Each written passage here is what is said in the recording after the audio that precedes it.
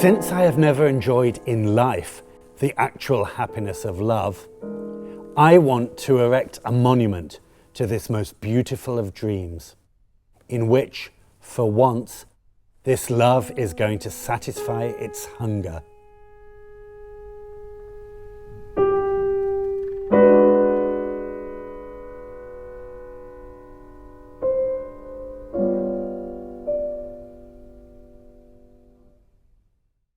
Richard Wagner wrote those words in December 1854 in a letter to Franz Liszt, the celebrated composer, piano virtuoso, and the man who would, in a bizarre twist of fate, 15 years later, become Wagner's father-in-law.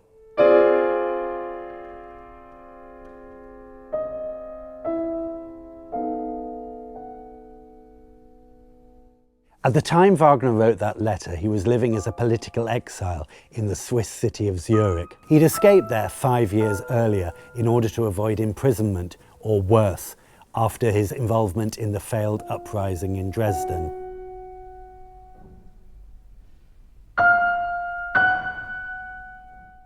The revolutionaries were trying to overthrow the government of King Friedrich August II of Saxony, which employed Wagner as Kapellmeister.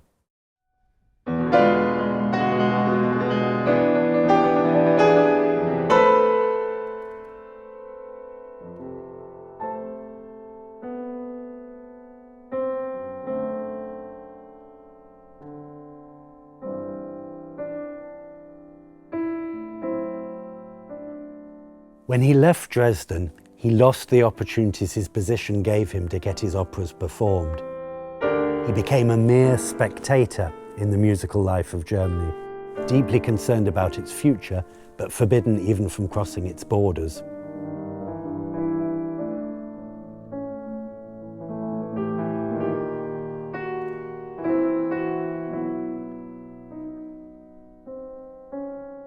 He spent his time conducting the local orchestra in Zurich, writing huge treatises on music, drama, and much else besides, and dreaming up ever more ambitious projects, including the epic cycle of 4 music dramas, The Ring of the Nibelung, which wouldn't ultimately be produced for another 22 years.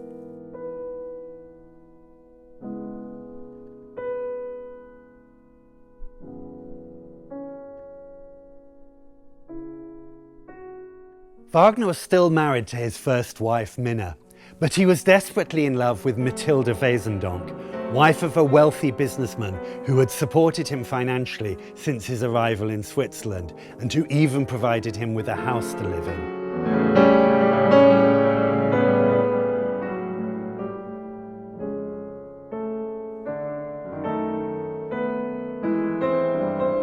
Matilda certainly returned Wagner's affection, possibly more, and their lengthy correspondence reveals an intellectual compatibility that Wagner never experienced with Minna. But Matilda never contemplated leaving her family, and Wagner sadly came to accept that his dreams of building a life with her would never be fulfilled.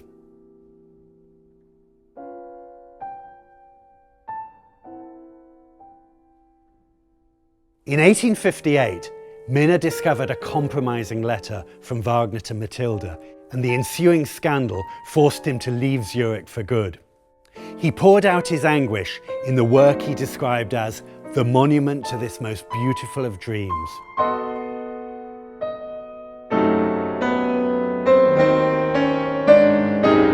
His opera, Tristan and Isolde, tells the story of the impossible, doomed love between the Cornish knight Tristan and the Irish princess Isolde, who is betrothed to Tristan's uncle, King Mark. Resonances with Wagner's own situation are not hard to find.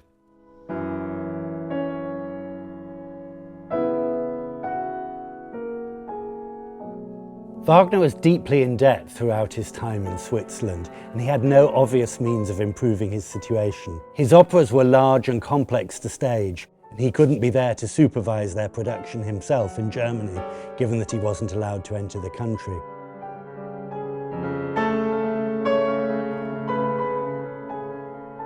He originally thought of Tristan and Isolde as a piece that would be simple for companies to stage, bringing him much needed revenue from theatres across Europe. Ironically, Tristan ended up becoming one of the most demanding operas of the entire 19th century, 5 hours long, requiring a huge orchestra and singers of almost superhuman levels of endurance. The first Tristan, Ludwig Schnorr von Karlsfeld, died at the age of only 29 weeks after the first performance, contributing to the myth that the opera was unperformable, even dangerous.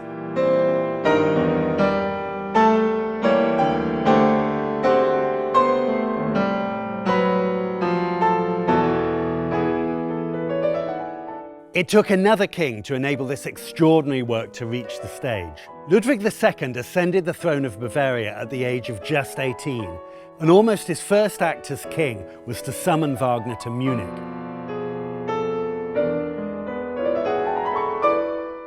Ludwig was obsessed by Wagner's music and prepared to risk almost everything, even his own position as king, to enable Wagner to realize his ambitions.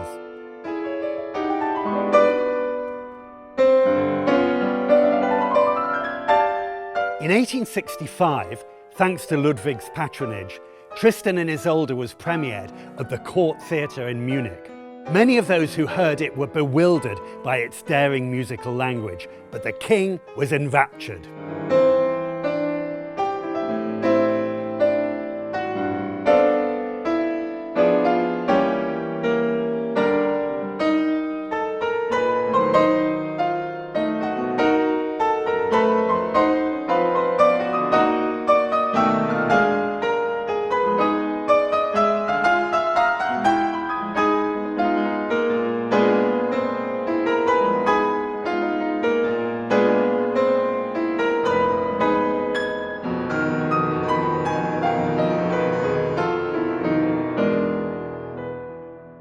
By this time, Wagner was involved in a quite different love triangle from the one that brought the opera into being. 2 months before the premiere of Tristan, Franz Liszt's daughter, Cosima, gave birth to Wagner's first child, a daughter named Isolde. Inconveniently for the new parents, Cosima was still married to Hans von Bülow, a famous conductor and court Kapellmeister of Bavaria. To make matters more awkward still, Bülow was in the orchestra pit in Munich as conductor of Tristan.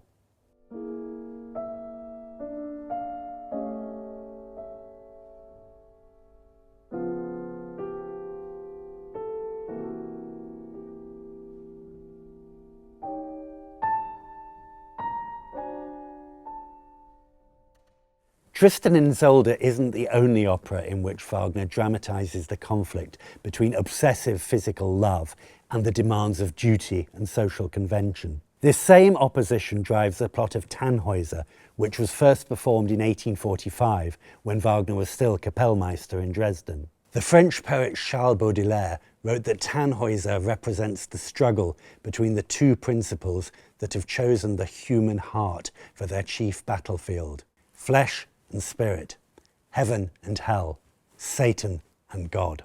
Wagner took the story of Tannhäuser, like that of Tristan and Isolde, from medieval legend. The knight Tannhäuser is torn between two very different worlds and very different women: the mythical world of the Venusberg, where the goddess of love presides, and the real-life court of Thuringia, where Princess Elizabeth is deeply in love with him.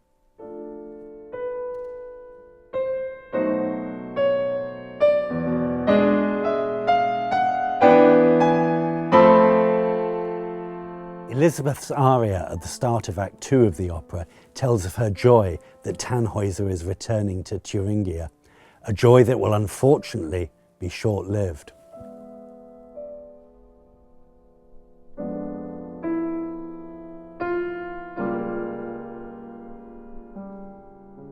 In the middle of the 19th century, Paris was the centre of the operatic world. Composers who succeeded there, such as the Italian Rossini or the Prussian Meyerbeer, could expect to enjoy fame and fortune. Before Tannhäuser, Wagner had already made 2 unsuccessful attempts to conquer the Paris opera. In anti-Semitic outbursts that were all too characteristic, he blamed a conspiracy led by the Jewish Meyerbeer for his repeated failures in the French capital. Wagner's apparent success on this third visit came only thanks to the wife of the Austrian ambassador, Princess Pauline Metternich, who persuaded Emperor Napoleon III that he should order a production of Tannhäuser. Wagner thoroughly revised the score, introducing the potent harmonies and rich orchestration of Tristan into a score he had first composed 15 years earlier. He also composed some erotically charged new ballet music to accompany the orgiastic activities in the realm of Venus in the first act. Unfortunately for Wagner, the convention was that ballets would happen in the second act, so that customers who preferred to enjoy a good dinner first could miss the first act and turn up for the second. Wagner's refusal to abide by this convention cost him dearly.